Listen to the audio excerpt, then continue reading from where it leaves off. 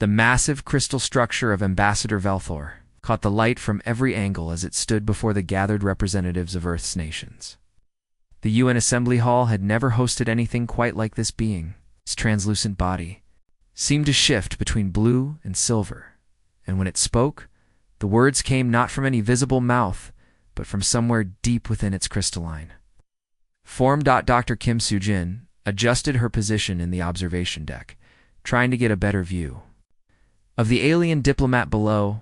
As Earth's top expert on alien biology, she'd been studying every piece of data about the Galactic Confederation for weeks. What she had learned both amazed and worried her. Humans of Earth. Velthor's voice filled the great hall through the translation devices that had been provided by the Confederation. Today marks the beginning of a new era for your species. We extend to you an invitation that has been offered to only the most promising civilizations throughout the galaxy. President Park Min-ho of the Korean Federation sat in the front row, his eyes fixed on the alien ambassador. As one of Earth's most respected leaders, his opinion would carry significant weight in the decision that lay ahead. He had seen the preliminary reports about what the Confederation was offering. Like most world leaders, he found it almost too good to believe. Your world suffers from many problems, Velthor continued, its form pulsing with a gentle light as it spoke. Climate change threatens your environment. Disease and hunger plague your people. War and conflict divide your nations. Energy resources grow scarce. All of these problems we can solve. The alien gestured with one of its crystalline appendages, and a holographic display appeared in the air above the assembly. Images of lush, green worlds filled the space, showing cities that seemed to blend perfectly with nature. People who appeared healthy and happy, and technology that looked centuries ahead of anything Earth possessed. The Galactic Confederation spans 200 star systems, Velthor explained. We have achieved what your species has always dreamed of: perfect unity, lasting peace, and prosperity for all. Climate restoration technology can heal your world within a single generation. Our medical advances can eliminate every disease known to your species. Unlimited clean energy can power your civilization for millennia. A murmur of excitement rippled through the assembly.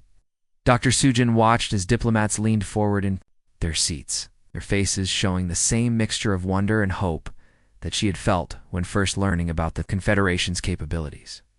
But surely, President Park Min-ho said, rising from his seat, such generous gifts come with some expectations. What would be required of humanity in return for membership in your confederation? Velthor's form seemed to brighten slightly. An excellent question, President Park. The Confederation operates on the principle of mutual benefit. Each species contributes what it does best to our collective prosperity. Some excel at agriculture and feed many worlds. Others possess great skill in manufacturing and create the tools we all use. Still others have natural talents for construction or research or administration. And what role would humanity fill? Asked Chancellor Mueller of the European Union. Your species shows remarkable potential in many areas, Velthor replied. We believe humans would find their perfect place within our unity. Each species naturally gravitates toward the role that suits them best. It is not assigned, it is discovered through the integration process. Dr. Soo-jin felt a chill run down her spine. There was something about the way the ambassador phrased things that bothered her. She had read the historical records that the Confederation had provided. While they painted a picture of peaceful cooperation, something seemed missing from the accounts. As the formal session continued, Soo-jin slipped out of the observation deck and made her way through the corridors of the UN building. She needed to find Colonel Lee Jae-sung, Earth's military liaison to the First Contact Committee. If anyone would share her concerns, it would be him. She found him in the security briefing room, studying orbital scans on a large display screen. His expression was grim as he traced patterns in the data with his finger. Colonel Lee, she said, approaching his workstation. Did you notice how vague Ambassador Velthor was about the specific roles other species play in the Confederation? Jae-sung looked up from his screens and nodded. I noticed. Every time someone asked for details, the ambassador gave the same general answer about finding their perfect place. But what worries me more is this. He gestured to the orbital scans. He had been studying Our deep space monitoring stations detected massive construction activity just beyond Neptune's orbit. It started 3 days ago, right after the Confederation ships arrived in our solar system. Suijin leaned closer to examine the data. The structures being built were enormous, far larger than anything humanity had ever constructed in space. What are they building? According to the ambassador, it's integration, infrastructure facilities to help Earth transition smoothly into Confederation membership. But the energy signatures don't match anything in their technical specifications and the positioning. He paused, running calculations on his tablet. If these structures were weapons, they could target every major population center on Earth simultaneously. Back in the assembly hall, the world's leaders continued their enthusiastic discussions about humanity's golden future among the stars. But Dr. Sujin and Colonel Lee Jae-soon had begun to suspect that the beautiful gift being offered to Earth might be hiding something far more sinister. The underground research facility buzzed with activity as Dr. Kim Soo-jin and her team worked through their third consecutive night without sleep. Coffee cups and food containers littered the tables around the massive holographic displays that filled the secure room beneath the UN building. The Confederation had provided extensive historical records as part of their transparency initiative. But what Soo-jin's team was discovering in those records was far from reassuring. "Hae-jin, come look at this." Soo-jin called to her research partner, Dr. Choi Hae-jin, who was hunched over a computer terminal across the room. The exhaustion in Soo-jin's voice was evident, but so was the urgency. Hae-jin walked over, rubbing her tired eyes. She had been analyzing integration patterns for the past 18 hours, and the data was beginning to make her feel sick. "What did you find?" Soo-jin gestured to the holographic timeline floating in the air before them. Dozens of species histories were displayed in parallel columns, showing a remarkably similar pattern of development after joining the Confederation. "Look at how every single civilization follows the exact same path. It's like they're all following a script." The timeline showed species after species experiencing the same sequence of events. First came a period of rapid advancement and prosperity that lasted anywhere from 10 to 50 years.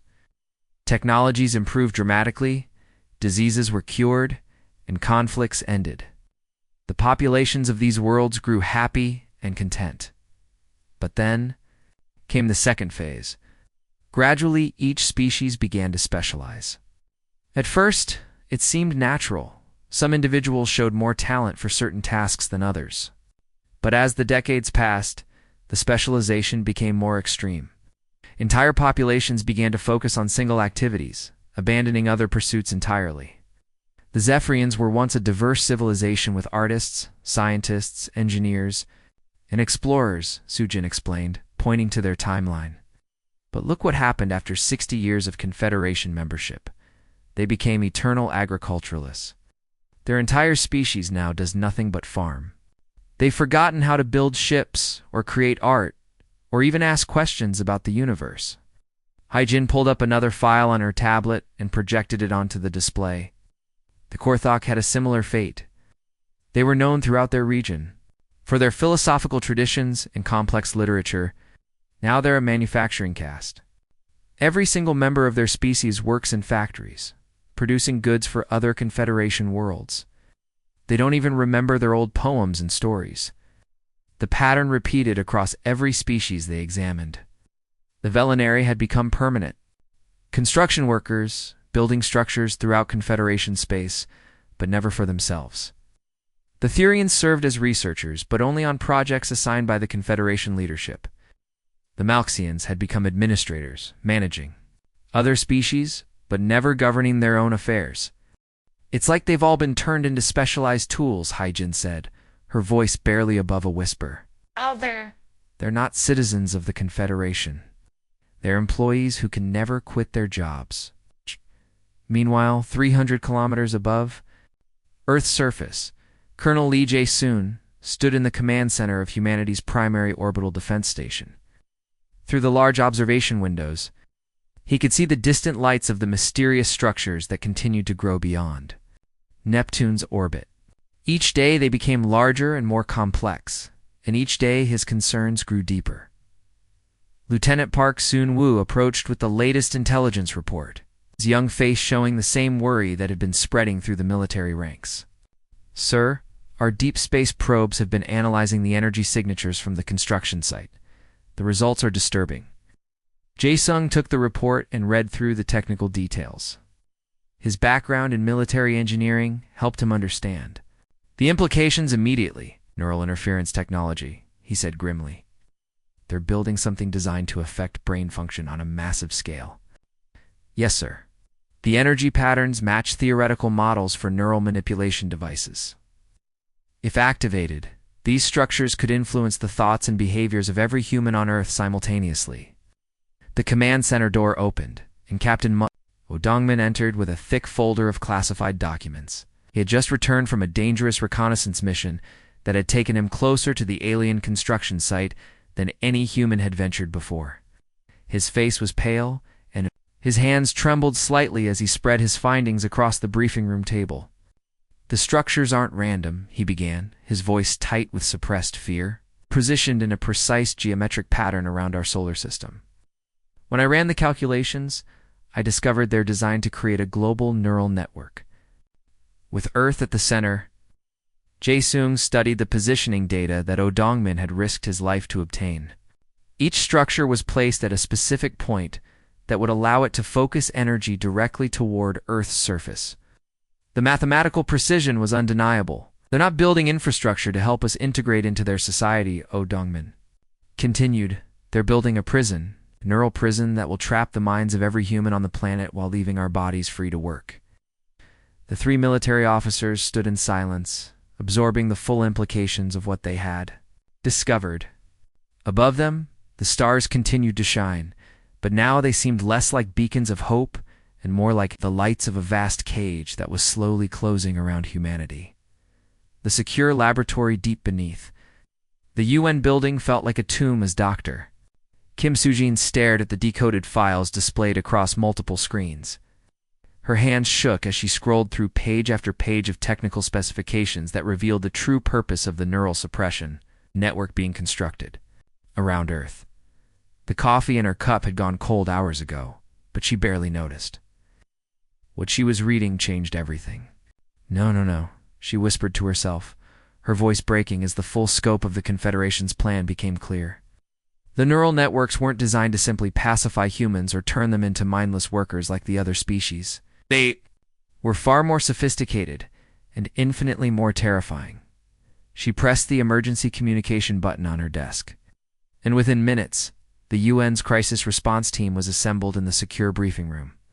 World leaders appeared on screens from every continent, faces showing the same mixture of hope and anxiety that had characterized the past 3 weeks since first contact. "Dr. Soo-jin," said President Park Min-ho, his image flickering slightly. "On the main display, your message indicated an urgent discovery about the Confederation's intentions. What have you learned?" Soo-jin stood before the assembled leaders, her usually steady voice trembling with emotion. "The neural suppression network isn't just for pacification. It's designed for selective enhancement. They want to turn us into their military force." A moment of stunned silence filled the room before multiple voices erupted in questions and protests. Soo-jin raised her hand for quiet and continued. "According to these files, humanity's designated role in the Confederation is as their primary military resource. Our capacity for strategic thinking and combat adaptation is what made us attractive to them. The neural networks will suppress our independence and free will while preserving and enhancing our tactical abilities."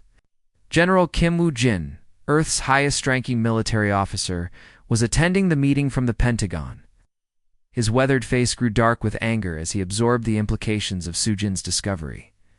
He slammed his fist on the table in front of him, causing his coffee mug to jump. "We'd become their attack dogs," he said through gritted teeth. "Conscious enough to fight, skilled enough to win, but not free enough to refuse orders or question our targets." The room fell silent again as the leaders processed this horrifying revelation. Dr. Lim So-young, a historian who had been part of Soo-jin's research team, cleared her throat nervously before speaking. "I've been studying what happened to species that tried to resist their assigned roles in the Confederation," she said, her voice barely above a whisper. "The historical records show several examples, though they're buried deep in the archives." She activated a holographic display showing the fate of civilizations that had attempted to defy the Confederation's plans. The images were disturbing and spoke of systematic oppression that contradicted everything the Confederation claimed to represent. The Altarians were a peaceful species known for their artistic achievements, Saw Young explained. When they realized they were being forced into a role as laborers, they tried to refuse. Their entire civilization was relocated to work camps on distant worlds. They've been there for over 2 centuries. The display shifted to show another species' tragic story. The Nixari were warriors who fought back when they discovered the Confederation's true nature. They were systematically eliminated. Their home world is now a memorial park that other species are required to visit as a reminder of what happens to those who resist. President Park Min-ho leaned forward, his face pale. How many species have suffered this fate? At least a dozen that I've found evidence for, So-young replied. But I suspect there are more. The Confederation is very thorough about erasing the history of species that don't comply with their vision of unity. As if summoned by their discussion, the communication systems throughout the building activated simultaneously. Ambassador Velthar's crystalline form appeared on every screen, its usually calm demeanor replaced by something that seemed almost predatory. People of Earth, the alien's voice resonated through the translation devices. But now it carried an undertone of authority that had been absent during the initial negotiations. Your evaluation period has concluded. We have determined that humanity will serve as the Confederation's primary military force. Your integration will begin in 72 hours. The ambassador's form shifted, becoming more angular and threatening. Resistance will be met with the full force of Confederation peacekeepers. Submit to your designated role, and your species will prosper within our unity. Refuse, and you will share the fate of others who chose defiance over cooperation. Transmission ended abruptly, leaving the assembled leaders staring at blank screens. The pretense of choice and voluntary membership had been stripped away, revealing the Confederation's true nature as a galactic empire that tolerated no opposition. Colonel Lee Jae-sung stood in the Orbital Defense Station's command center, surrounded by his fellow officers. The weight of the moment pressed down on everyone present as they realized that humanity faced a choice between slavery and extinction. "Sir," said Lieutenant Park Sung-woo, his young voice steady despite the circumstances. "What are your orders?" Jae-sung looked around the command center at the faces of men and women who had sworn to defend Earth and its people. The decision was clear, even if the odds were impossible. "Then we don't submit," he said quietly, his words carrying the weight of a declaration of war against the galaxy itself. The moment came at exactly 0300 hours Greenwich Mean Time, just as the Confederation had promised. Across Earth's surface, the massive neural suppression network activated with a low hum that seemed to vibrate through the very air itself. In cities around the world, people stopped what they were doing and looked up at the sky, sensing that something fundamental had changed. But in the underground command bunker beneath Geneva, Dr. Kim Soo-jin watched her instruments with fierce concentration. For 3 weeks, her team had worked without rest, using samples of Confederation technology to develop countermeasures against the neural interference. Now, as the alien network tried to take control of human minds, her defensive systems fought back. "Countermeasures are holding," reported Lieutenant Park Sung-woo from his position at the monitoring station. His voice carried a mixture of relief and amazement as he watched the data streams flowing across his screens. Neural interference is being blocked across all major population centers. The field strength is dropping to manageable levels. Soo-jin allowed herself a small smile. The Confederation had made a critical error by providing Earth with samples of their advanced technology as gifts during the negotiation period. Human engineers had reverse-engineered those samples, learning how the neural suppression systems worked and developing ways to counter them. 300 kilometers above Earth's surface, the real battle was just beginning. Captain O'Dongman stood on the bridge of the EDS Defiance, humanity's newest and most advanced warship. Around him, a hastily assembled fleet of military vessels from every nation on Earth prepared for what many believed would be their final battle. "Confederation fleet detected," announced the sensor operator. 12 capital ships, and 43 escort vessels, approaching from the direction of Jupiter. Dong Min studied the tactical display with a calm expression that hid his inner turmoil. The enemy fleet was massive, armed with technology that was centuries ahead of anything humans possessed. But Earth's defenders had advantages that the Confederation didn't understand. They're not used to fighting opponents who can think for themselves, he observed to his tactical team.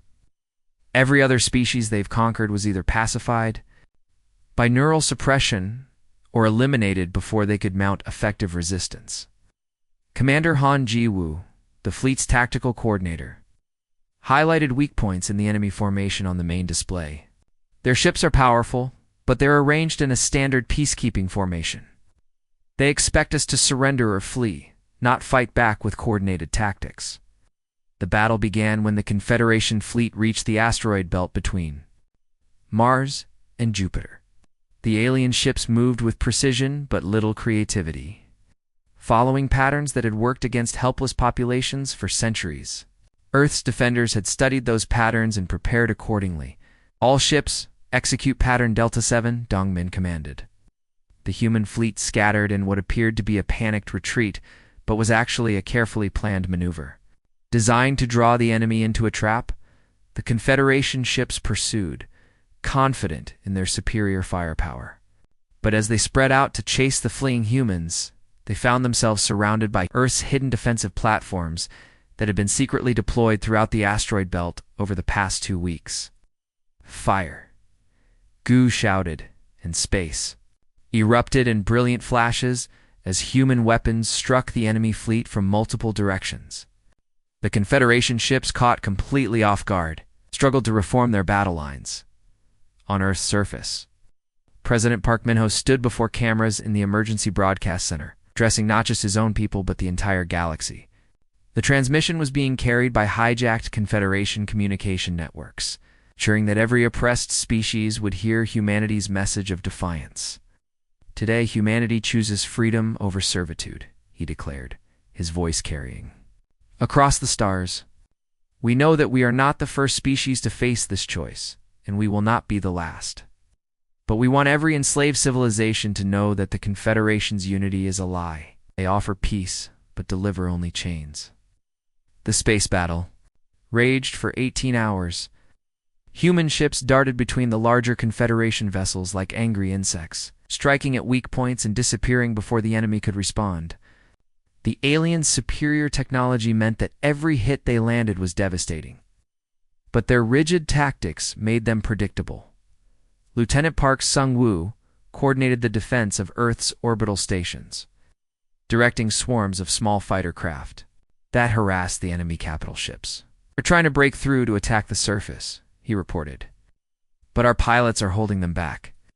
The turning point came when Commander Ji-woo's tactical team identified the Confederation fleet's command ship. A coordinated strike by 6 human vessels overwhelmed its defenses. And when the command ship exploded, the alien fleet's coordination collapsed. "They're retreating," someone shouted from the sensor station. The remaining Confederation ships, their formation broken and their leadership destroyed, began to withdraw toward the outer edge of the solar system. Captain Dong Min watched the last enemy vessel disappear into hyperspace, its hull scarred by human weapons. Around him, his exhausted crew cheered, but he knew this was only the beginning. "Send a message to Earth Command," he ordered. "Tell them we've won the first battle, but this war is far from over." When the last Confederation ship limped away from the solar system, humanity had achieved something that no other species had managed in centuries. They had stood up to galactic tyranny and won their first victory against impossible odds. Dr. Sujin stared at the holographic display showing star maps across the galaxy. Red dots marked worlds still under Confederation control, but more and more were turning blue each day. Her fingers moved quickly across the control panel as she sent another data packet to rebel scientists on distant planets. The neural suppressors work differently on each species, she explained to the alien scientist whose image flickered on her screen. The creature had 6 arms and spoke in clicking sounds that her translator converted to words. But the basic principle is the same. You need to disrupt the chemical signals that make your people obey without question. The alien scientist's excitement was clear even through the translator. Our people have been slaves for 3 generations. He had forgotten what it felt like to say no to the Confederation. Similar conversations were happening across the galaxy. Earth's victory had done more than free humanity. It had shown every enslaved species that the Confederation could be beaten. That the Confederation had built to control their empire. On the agricultural world of Zephyria, workers who had spent decades tending crops for their masters suddenly remembered they had names, dreams, and families. The neural suppressors that kept them docile began to fail as Dr. Sujin's countermeasures reached their world. KX-479. Zephyrian, who had been known only by his worker number for 20 years, stood in the middle of a vast grain field. Around him, thousands of other workers were doing the same thing, standing still, remembering who they used to be. "I had a mate," Kex-479 said slowly, his voice rusty from years of speaking only when necessary. "I had children. Where are they now?" The uprising on Zephyria happened within hours. Workers abandoned their posts and marched toward the capital city that had been forbidden to them for so long. The Confederation guards, vastly outnumbered, could only watch as millions of Zephyrians reclaimed their world. Similar scenes played out on the manufacturing planet of Korthok Prime, the massive factories that had produced weapons and ships for. The Confederation fell silent as workers simply walked away from their stations. The Korthok people, whose natural shell-like armor had made them perfect for dangerous industrial work, gathered in the factory courtyards and demanded their freedom. General Jae-sung, recently promoted after his success in the battle for Earth, coordinated with rebel military forces from his command ship. The bridge buzzed with activity as messages poured in from across the galaxy. "Sir, the Altarian fleet has joined our cause," reported his communications officer. "They're requesting permission to attack the Confederation base in the Vega system." "Granted," Jae-sung replied. "What's the status of the Rigel uprising?" "Successful, sir. The Confederation withdrew their forces rather than fight a full-scale rebellion." Jae-sung nodded with satisfaction.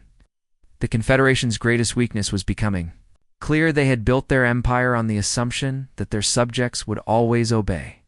Without the neural suppressors keeping billions of beings docile, they were facing revolts on every world they controlled. Captain O'Dongman's fleet had grown beyond anything he could have imagined. What started as a small group of human ships now included vessels from dozens of different species. Each ship brought its own weapons, tactics, and knowledge of Confederation weaknesses. "The next target is the neural network hub on Proxima Station," O'Dongman announced to his mixed crew of humans and aliens. "If we can destroy it, we'll free 3 more star systems." The battle for Proxima Station was swift and decisive. The Confederation defenders, expecting compliance from their subjects, were unprepared for the fierce resistance of beings fighting for their freedom. The massive neural transmitters that had kept entire worlds subdued were reduced to scrap metal. Within hours, as each neural network fell, more species joined the growing alliance. The Vorthan, with their natural ability to navigate hyperspace, became the rebellion's scouts. The crystalline Xerians used their advanced technology to jam Confederation communications. Even the peaceful Luminari, who had never fought before, used their telepathic abilities to coordinate rebel movements on Earth. President Park Min-ho watched the reports with a mixture of pride and concern. Humanity had sparked something incredible, but the responsibility was overwhelming. "We've started something we can't stop," he told his advisors. "The question is whether we can guide it towards something better than what came before." The answer came from the newly freed worlds themselves, instead of seeking revenge against their former masters. The liberated species began working together to build something new. They shared technology, resources, and knowledge freely, not because they were forced to, but because they chose to. Dr. Sujin received a message from a coalition of rebel scientists. "We want to create a new kind of alliance," they wrote. "One based on cooperation, not control. Will Earth help us build it?" The choice was easy. Humanity had fought not just for their own freedom, but for the freedom of all sentient beings. Now, as the Confederation's empire crumbled around them, They had the chance to help create something better. The revolution was spreading, world by world, system by system. And at its heart was a simple truth that no amount of technology could suppress the desire to be free.